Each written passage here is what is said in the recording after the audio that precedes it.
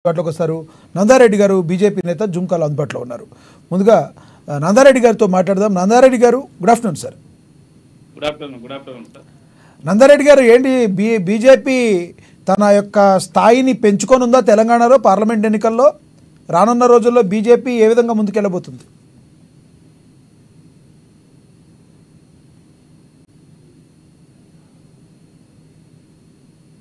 మిత్రులకు, చూస్తున్నటువంటి ఒక ప్రేక్షకులకు అందరికీ పేరు పేరున ధన్యవాదాలు. నిజంగా గిట్ట భారతీయ జనతా పార్టీ గతం కన్నా ఇప్పుడు చాలా మెరుగ్గా చురుగ్గా పనిచేస్తున్నది తెలంగాణ రాష్ట్రంలో.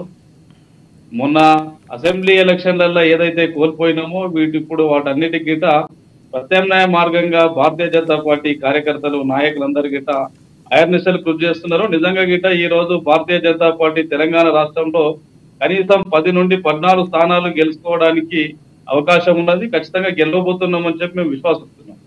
ఎందుకంటే భారతీయ జనతా పార్టీ తీసుకొచ్చినటువంటి ఒక అనేక మార్పులు ఈ రోజు ప్రజలు విశ్వాసిస్తున్నారు భారతీయ జనతా పార్టీని. గతంలో కాంగ్రెస్ పార్టీ ఏదైతే అన్యాయం చేసిందో వాటన్నిటిని గిట్ల ప్రజలకు గుర్తు చేస్తున్నారు. 2G స్కామ్ కావచ్చు, 3G స్కామ్ కావచ్చు, బొగ్గు స్కామ్ కావచ్చు, ఏ మినిస్టర్లు ఏమేమి స్కాములు చేస్తున్నారు. కానీ ఈ రోజు భారతీయ జనతా పార్టీ దేశంలో అధికారంలో ఉన్నటువంటి ఒక భారతీయ జనతా పార్టీ నాయకులు, అవినీతి మచ్చలేనటువంటి యొక్క నాయకులు, అవినీతి మచ్చలేనటువంటి ఒక మినిస్టర్లు పాలిస్తున్నటువంటి యొక్క చూసినటువంటి ఒక ప్రజలు నిజంగా గిట్ట అభినందిస్తున్నారు. ఎందుకంటే ఇవాళ మీరు గతంలో చూడండి, గతంలో ఉన్నటువంటి ఒక ప్రధానమంత్రుల ఆస్తులు చూడండి. ఈ రోజు నరేంద్ర మోడీ ఒక 3 టర్ములు గుజరాత్ ముఖ్యమంత్రిగా చేసి 2 టర్ములు ఆల్మోస్ట్ దేశ ప్రధానిగా చేసినటువంటి ఒక నరేంద్ర మోడీ ఆస్తులు చూడండి. గతంలో కాంగ్రెస్ పార్టీలో ఉన్నటువంటి ఒక వాళ్ళ ప్రధానమంత్రులు కావచ్చు, లేకపోతే ప్రధానమంత్రి పిఏలు పిఎస్లే కొన్ని వందల కోట్లకు ఎదిగినటువంటి ఒక చరిత్ర కాంగ్రెస్ పార్టీ ఉన్నది. కావున భారతీయ జనతా పార్టీ ఈ రోజు తెలంగాణ రాష్ట్రానికి ఇచ్చినటువంటి ఒక ఎన్నో సంక్షేమ ఫలాలలో వాటన్నిటిని ప్రజలకు వివరిస్తున్నాం. నిజంగా రామగుండం ఎరువుల కర్మాగారం కావచ్చు రైతుల కోసం, అదేవిధంగా మహిళల కోసం మరుగుదొడ్లు కావచ్చు, ఉచిత గ్యాస్ కనెక్షన్స్ కావచ్చు, ఇట్లా ఒకటని కాదు చాలా రకాలైనటువంటి ఒక స్కీమ్ తీసుకొచ్చినాం. వాటన్నిటిని ప్రజలకు వివరిస్తున్నాం. ఖచ్చితంగా భారతీయ జనతా పార్టీ వైపు ప్రజలు చూస్తున్నారు. ఇప్పుడు ఈ జరగబోయేటటువంటి ఒక తెలంగాణ 13 జరగబోయేటటువంటి ఒక ఎలక్షన్లో ఖచ్చితంగా 10 నుంచి 15 సీట్లు గెలుస్తామంటే మేము నిజంగా గిట్ట విశ్వాసిస్తున్నాం. ఇంకొకటి ఏంటంటే నందారెడ్డి గారు, కాంగ్రెస్ సీఎం తెలంగాణ సీఎం రేవంత్ రెడ్డి గారు ఎటువంటి పరిస్థితుల్లో బీజేపీని నమ్మే పరిస్థితుల్లో తెలంగాణ ప్రజలు లేరని, మరొకసారి కాంగ్రెస్ పార్టీకి పార్లమెంట్ ఎన్నికల్లో కూడా పట్టం కట్టబోతున్నారని స్వయాన రేవంత్ రెడ్డి గారు చెప్పడం జరిగింది. వాళ్ళ యొక్క కాన్ఫిడెన్స్కి ప్రధానమైన కారణం ఏంటంటారు? నిజంగా 14 సీట్లు గెలిచే స్థాయి ఉందంటారు? ఎందుకంటే అంతకుముందు ఎమ్మెల్యే ఎలక్షన్ టైంలో కూడా మేము ఎక్కువ సీట్లు గెలవబోతున్నామని బీజేపీ వాళ్ళు ఇలాగే చెప్పారు. మరి అంతకుముందు కంటే మెరుగుపరుచుకొని కొంచెం 8 సీట్ల వరకు తెచ్చుకోగలిగారు, కానీ తెలంగాణలో ఫామ్ చేయలేకపోయారు. బీజేపీ పార్టీ ఏర్పడి ఇన్ని సంవత్సరాలు సుదీర్ఘ కాలంలో సౌత్లో ఎందుకు ప్రధానంగా మీరు బాగా వేయలేకపోయారు? నిజంగా గిట్ట టిఆర్ఎస్ చేస్తున్నటువంటి ఒక ప్రతి అవినీతి మీద భారతీయ జనతా పార్టీ పోరాటం చేసినది.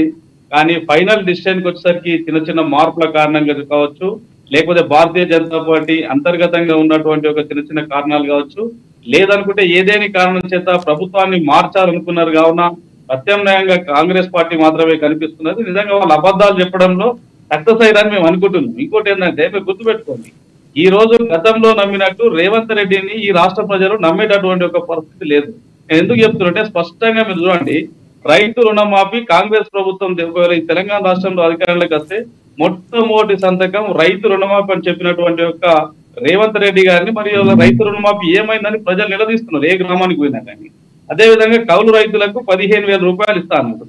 మరి కౌలు రైతులకు 15,000 రూపాయలు ఎందుకు వేయాలి అని ఏ గ్రామానికి పోయినా కాంగ్రెస్ కార్యకర్తలను, నాయకులను గ్రామాలకు రాణిస్తలేదు. ఇది నేను చెప్పడం లేదు, నిజంగా మీరు వెళ్ళి చూడండి. అదేవిధంగా రైతు భరోసా పేరు మీద రైతు బంధు 10,000 ఇస్తున్నటువంటి ఒక కేసీఆర్ కు మేము 15,000 రూపాయలు ఇస్తామని చెప్పి మాకు ఇప్పటివరకు ఇవ్వలేదు.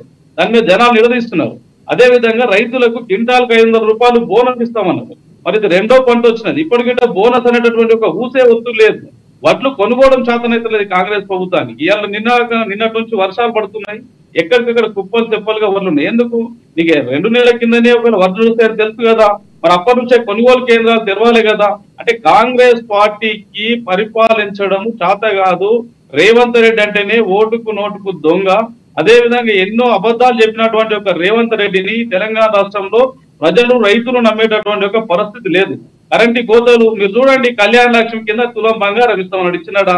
ఆడపిల్లలందరికీ స్కూటీలు ఇస్తా అన్నాడు, గృహిణి మహిళలకు 2,500 రూపాయలు ఇస్తా అన్నాడు, వికలాంగులకు 4,500 చేస్తా. రంగారెడ్డి గారు 10 సంవత్సరాల పాటు తెలంగాణ విడిపోయిన తర్వాత ఒక్కసారి మీరు అన్నదానికి చెప్తున్నా, 10 సంవత్సరాలు తెలంగాణ విడిపోయిన తర్వాత ఉంది మొత్తం కూడా బీఆర్ఎస్ ప్రభుత్వం ఉంది. ప్రభుత్వం వచ్చి పట్టుమని 5 నెలలు కాలేదు.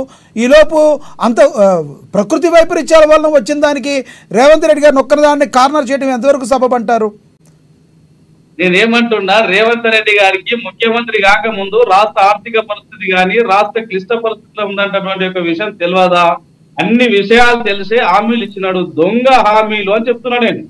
ఈ నెరవేర్చలేనటువంటి ఒక హామీలు ఇచ్చినటువంటి ఒక ముఖ్యమంత్రిని ప్రజలు విశ్వసించేటటువంటి ఒక పరిస్థితి లేరు. భారతీయ జనతా పార్టీ తీసుకొచ్చినటువంటి ఒక అనేక సమీకరణ దృష్ట్యా ఈ రోజు భారతీయ జనతా పార్టీకి అనుకూలంగా తెలంగాణ ప్రజలు ఉన్నారు అంటుంది. మీరు ఒక 2 విషయాలు చెప్తాను భారతీయ జనతా పార్టీ గురించి, మీరు జాగ్రత్తగా వినండి. ప్రజలకి తింటున్నారు. ఇలా రామ మందిర నిర్మాణం ఉందండి. ఎక్కడికి వెళ్ళో ఎవడో వచ్చి ఒక 500 సంవత్సరాలు రామ మందిరం. మళ్ళీ మాట్లాడతాను, మనతో మిగతా గెస్టులు కూడా ఉన్నారు, మీతో మళ్ళీ మాట్లాడతాను నేను. ఆచార్య గారు కాంగ్రెస్ నేత ఉన్నారు, ఆయనతో మాట్లాడదాం. ఆచార్య గారు గుడ్ ఆఫ్టర్నూన్ అండి.